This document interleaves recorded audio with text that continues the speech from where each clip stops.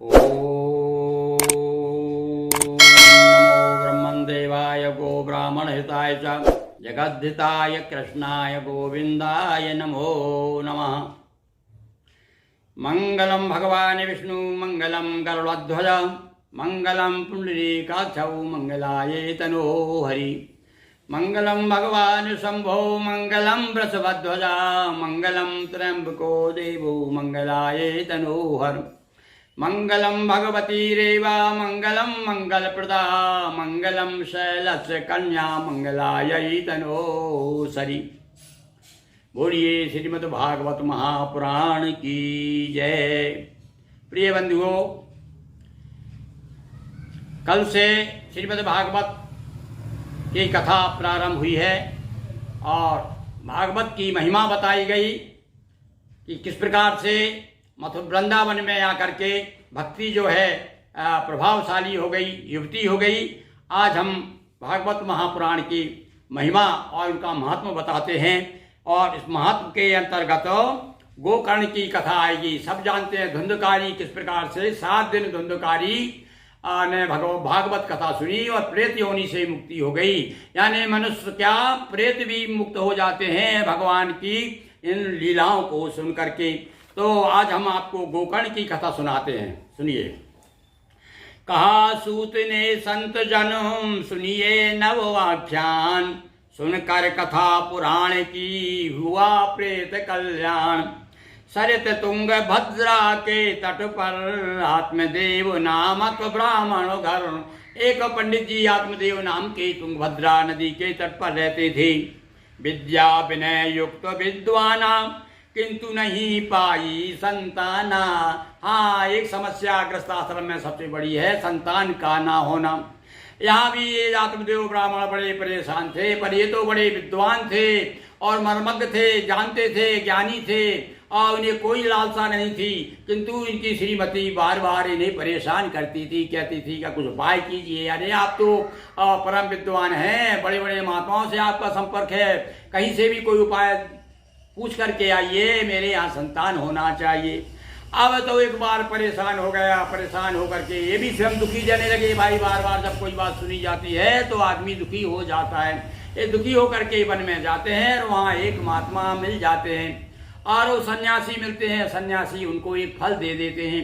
अब आगे कथा देखिए, फल का क्या करते हैं पंडित जी। फल दे देते हैं, जाइए अपनी श्रीमती को एक फल खिला दीजिए, उससे संतान अवश्य होगी। विद्या विनय युक्त विद्वाना किंतु नहीं पाई संताना। एक बार वह वन में आया और लख सन्यासी शीश नवाया। संततिहीन प्रगट दुख कीना, संत कृपा कर एक फल दीना। पत्नी जैसा नाम धुंधुली, वैसी ही थी बुद्धि धुंधली। और उनकी पत्नी का नाम धुंधुली था। अब देखो नाम से ही माना पड़ता है कि उसकी मति में धुंधलापन था। तो यहाँ पर जैसी वो थी नाम वैसा ही उसका काम था। मिला मधुर फल पर नहीं खाया और बहन धुंधली ने भरमाया। अब ये बहुत डरती थी उनके फल खा लूंगी तो उसके बाद में मेरा पेट बड़ा हो जाएगा, देखने में बुरी लगने लगूंगी। जब बच्चा पैदा होगा तो सुना है मैंने महिलाओं से असह्य कष्ट होता है, तो मैं कहीं मर ना जाऊं। तो डर के मारे उसने फल नहीं खाया। अपनी बहन से सलाह ली, तब बहन ने सलाह दी कि तू चिंता मत कर, ऐसा कर ये गाय को खिला दे, मेरे यहाँ बच्चा होने वाला है, तू पेट बांध लेना, बताना मेरे गर्भ है और 9 महीने के बाद जब मेरे यहाँ बच्चा होगा मैं अपना बच्चा तुझे दे दूंगी, तू क्यों चिंता करती है। देखो बहन ने उसको भरमा दिया। तो प्रसव पीर सुधी ने डर पाया, दिया गाय को खुद नहीं खाया। कहती रही गर्भ धारण, रहा मानता सच वह ब्राह्मण। और अपने पति से तो कहती रही देखो कितना अच्छा फल लाए थे तुमने, आओ महात्मा की जय जयकार कर रही है, जय जय बोलती है और मुझे गर्व रह गया है। झूठ मूठ बता दिया बेचारा, सीधा सच्चा विद्वान ब्राह्मण उसकी बातों में आ गया।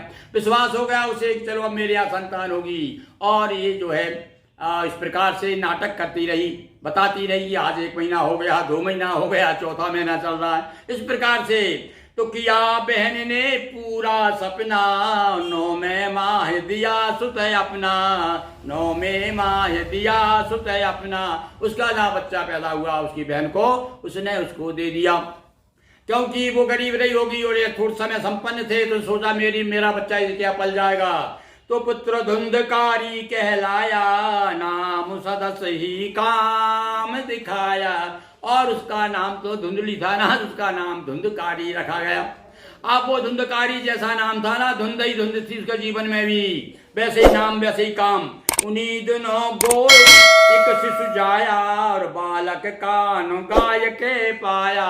उस समय भैया देखो, सन्यासी की बात झूठ नहीं हो सकती विद्वानों की। क्या किया उसने, गाय ने एक बच्चे को जन्म दिया। केवल अंतर क्या था कि उसके गाय जैसे कान थे, इसलिए उसका नाम गोकर्ण रखा गया। और वो सन्यासी का आशीर्वाद था, बड़ा विद्वान निकला। नाम मिला गोकर्ण सुहावन, किया युगल बालक का पालन। और दोनों बच्चों को ब्राह्मण तो बड़ी खुशी हो गए। अरे मैं तो एक चाहता था, भगवान ने मुझे दो दे दिए हैं, दो दे दिए हैं। बड़ी हुई दोनों संताना, था गोकर्ण महाविद्वाना। बहुत विद्वान पुरुष निकले। किंतु इधर था सुत धुंधकारी, चोर लबार तथा व्यवचारी। भाई जैसे जाके बाप मतारी वैसे वाके लड़का। तो ये धुंधकारी जो था, क्योंकि उसका लड़का तो था नहीं, उसकी बहन का था। और वो बहन भी ऐसे छलछंदी थी, इसलिए लड़का भी कैसा निकला कि चोर लबार तथा व्यवचारी। दुखी मात पितु वन में जाकर, तजे प्राण भगवान भजन कर। अब जब त्रसित हो गए, उस बच्चे से व्याकुल हो गए, परेशान कर दिया उस बच्चे ने, धुंधकारी ने, और चोरी करने लगा और व्यभिचार करने लगा, नाना प्रकार से माता पिता को कष्ट देने लगा। तो दोनों छोड़ करके बच्चे को, और ये तो तीर्थ तो चले गए तीर्थ करने के लिए गोकर्ण जी। और ये दोनों माता पिता जंगल में कुछ दिन रह करके भगवान का भजन करके ब्रह्म में लीन हुए। वन में मातु पिता तन त्यागा, तब वह निर्भय हुआ भागा। अरे वो तो बात कंटक समझ रहा था अपने माता पिता को। आता उसने देखा कि चलो अच्छा ये भी एक कांटा दूर हुआ, दोनों खत्म हो गए। अब तो बड़ा निर्भय हो गया। अब तो चोरी कर कर द्रव्य कमाया, और वेश्याओं को घर ले आया। अब क्या करेगा, अब तो स्वतंत्र हो गया वो, परम स्वतंत्र, न सिर पर कोई।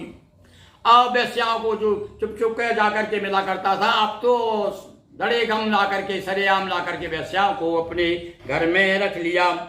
और चोरी कर करके लाता खूब, और उनको खिलाता पिलाता और रहता, खूब शराब पीता। अब एक बार जब बार बार चोरी करके लाता था, तो उन्होंने समझा, विचार किया वेश्याओं ने, देखो ये चोरी करके लाता है, किसी दिन यदि पकड़ा गया तो साथ साथ में अपन भी पकड़े जाएंगे, क्योंकि राजा देखेगा ये धन कहाँ जा रहा है। और उन्होंने मिलकर के विचार बना लिया, एक योजना बनाई कि इनको जो है समाप्त कर दिया जाए, धुंधकारी को धुंध दूर कर दिया जाए, हटा दी जाए धुंध। एक दिवस सब वेश्या मिलकर, बांध दिया सैया से कस कर। शराब में पिया हुआ था, पड़ा हुआ था, तो सब मिलकर के 2-3 वेश्याओं ने उसको खाट से बांध दिया, पलंग से बांध दिया, अच्छा कस के बांध दिया। और जाके गला दबा दिया, पकड़ के बैठ गई उनके ऊपर। हाँ, एक पांव पकड़ लिया, एक ने हाथ पकड़ लिया, एक ऊपर बैठ गई और गला दबा दिया। गला दबा ले ली ने प्राणाम, भाड़ा पे लिया सारा सामाना। और सारी पूंजी, जमा पूंजी जितनी सब ले ला करके वो वहां से भाग गई। और इधर क्या हुआ भैया, अकाल अपने यहाँ का ऐसे मानता है, जो अकाल मौत होती है जिसकी, वो प्रेत होता है, इसलिए उसके लिए फिर गया जी जाना पड़ता है मुक्त कराने के लिए। और यहाँ भगवान की कथा सुनाई जाए तो यहाँ देखिए श्रीमद् भागवत की कथा का महिमा है यहाँ पर। और ये प्रेत जो हुआ, अब इसके साथ में उनके जो भाई आते हैं घूमते घामते गोकर्ण, वो क्या करते हैं, मिली अकाल मौत धुंधकारी, मर कर हुआ प्रेत बड़ भारी।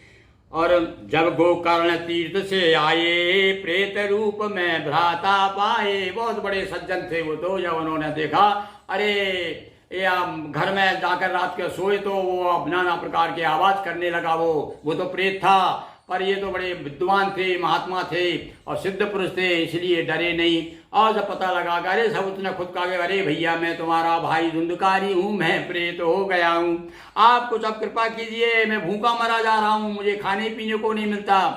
तो अब जो प्रार्थना बार बार की, तब गोकर्ण महाराज ने क्या किया, सरस भागवत कथा सुनाई, भ्रात प्रेत से मुक्ति पाई।